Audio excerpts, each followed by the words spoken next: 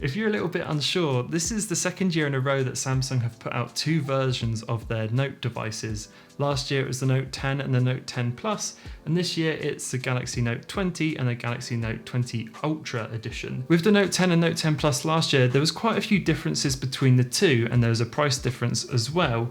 Now, I wasn't overly keen on that last year. In fact, I did make a video about it, but this year Samsung have really pushed the boat on the difference between the two.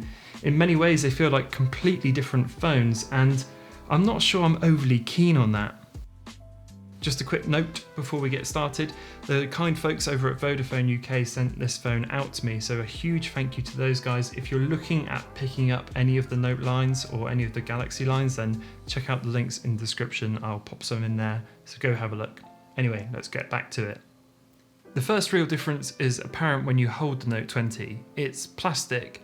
And now I don't want to diss a plastic build off the bat. It's a perfectly good material to use on a phone, and seeing as most people use a case anyway, it's not even going to be on show. But remember, this is an £849 device.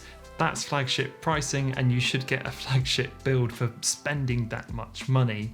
But that's the first difference, and let's go through all the other comparisons as well, because there's actually a huge difference between the Note 20 and the Note 20 Ultra, so let's break those down quickly. First off, the price is different, as we just mentioned. It's £849 for the Note 20 and it's £1,179 for the Note 20 Ultra 5G, which is a huge price difference, I must admit, much bigger than last year.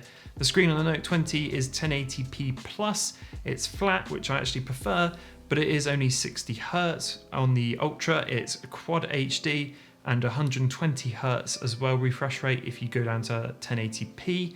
The RAM is different, it's 8GB on the Note 20, it's 12GB on the Ultra. There's no SD card on the Note 20, there is one on the Ultra. The processor is the same, it's the Exynos 990 over here in the UK and Europe. There's no 5G on the standard Note 20 and there is on the Ultra. The cameras are different as well. You're getting that 64 megapixel with a 30 times zoom on the standard Note 20 and obviously your ultra wide and standard. And on the Ultra, you're getting a 50 times zoom and 108 megapixel camera.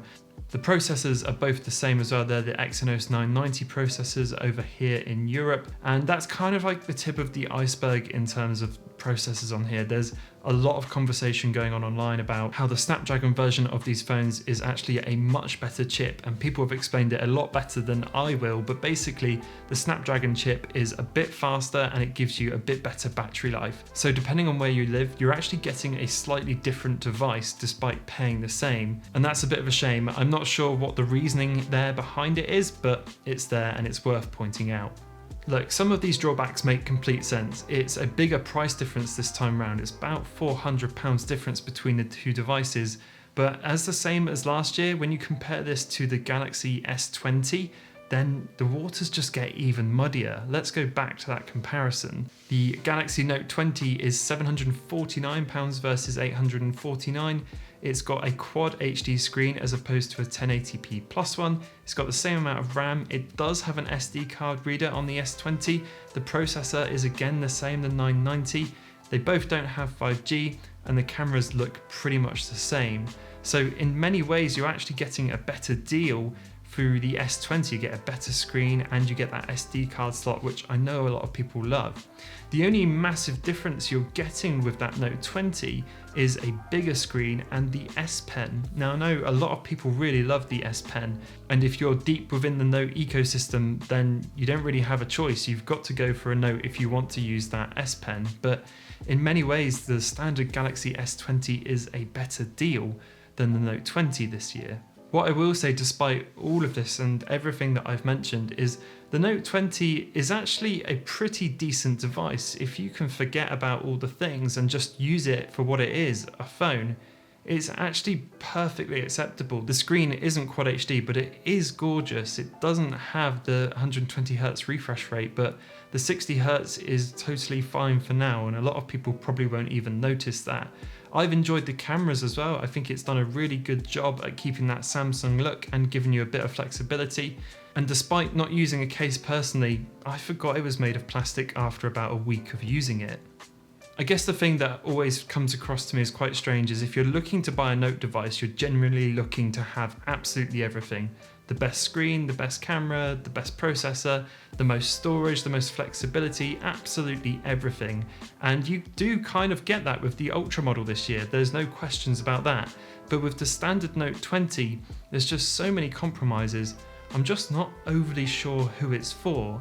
Unless Samsung are just trying to get more people into the Note line at a cheaper price point, or if they're trying to appeal to a greater market and getting them in, then that's kind of fair enough. But for me, I always think the Note as a king of the Android smartphone world, it's got the lot, and the Note 20 standard edition just doesn't.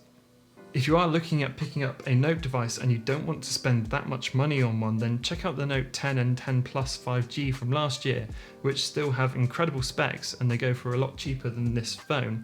Or if you want to pick up a brand new device from this year and you don't really mind not having the S Pen, then check out the S20 line, which has got loads of different and better specs in many ways, and it's a cheaper device.